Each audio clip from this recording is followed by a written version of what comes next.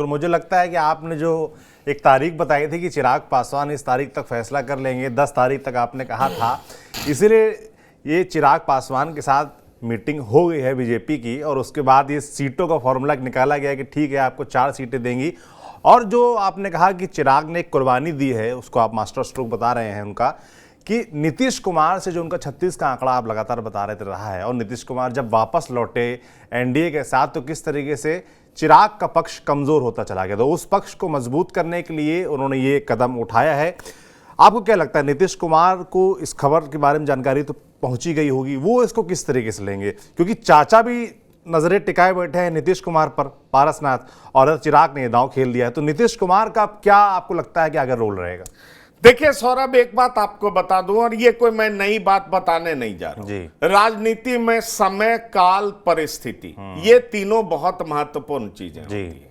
दूसरी, आपकी राजनीतिक हैसियत उस समय में, उस परिस्थिति में क्या है, वो भी बहुत महत्वपूर्ण होता है। अगर कोई राजनेता या राजनीतिक दल इस बात को नहीं समझता है तो जाहिर तौर पर वो बहुत बड़ी गलती कर रहा होता है। चिराग पासवान अगर इस बात को नहीं समझेंगे कि वर्तमान स्वरूप में, जो मौजूदा स्वरूप है बिहार की राजनीति का, उसमें बीजेपी के लिए जेडीयू बहुत इंपॉर्टेंट है, उसके बाद चिराग इंपॉर्टेंट है।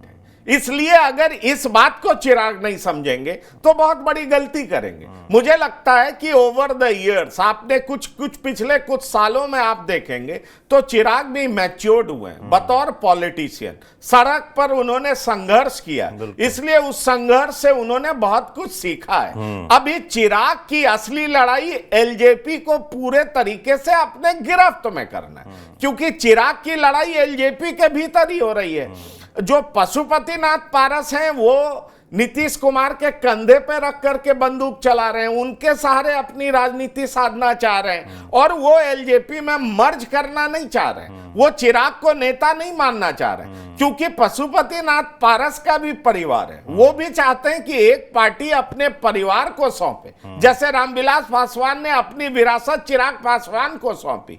इसलिए पशुपतिनाथ पारस पॉलिटिक्स में सरवाइव कैसे करें और किसके सहारे करें, इसलिए उन्होंने नीतीश कुमार को चुना।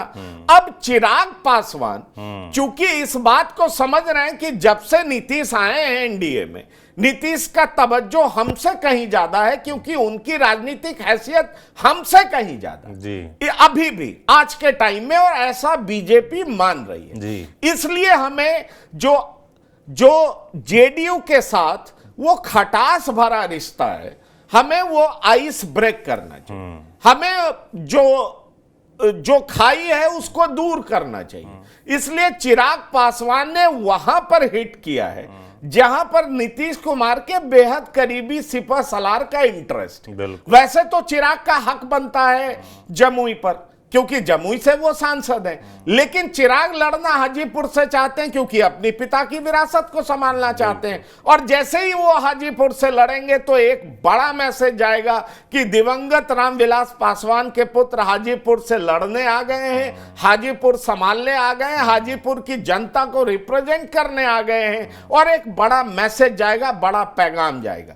लेकिन अगर इस बात का विरोध जेडीयू के तरफ से हो जाता है, नीतीश कुमार के तरफ से हो जाता है, तो नीतीश को साधने के लिए अशोक चौधरी की जरूरत तो पड़ेगी, क्योंकि अशोक चौधरी उनके बेहद करीबी सिपह सलार हैं। और जब नीतीश को चूज करना होगा कि अशोक चौधरी को चूज करें या पशुपतिनाथ पारस को चूज करें, तो निश्चित तौर पर नीतीश कुमार अपने निकट के सहयोगी को चूज करेंगे। और नीतीश कुमार भी इस बात को जानते हैं कि अशोक चौधरी का इंटरेस्ट किस तरीके से जमुई में बना हुआ। इसलिए चिराग पासवान ने जो ये दांव खेला है, इससे चिराग पासवान का अपना राजनीतिक हित भी सधता है, और साथ ही साथ जेडीयू से जो बढ़ी हुई दूरियां हैं उसको भी पाटता है, और साथ ही साथ चिराग पासवान का पीएम मोदी का हनुमान बने रहने की जो उनकी इच्छा है वो भी पूरी होती है। तो आप इस पूरे सिनारियो को देखें तो आप पाएंगे कि चिराग पासवान के लिए विन विन सिचुएशन, और इसलिए चिराग पासवान इसी रास्ते पे आगे बढ़ना चाहते हैं।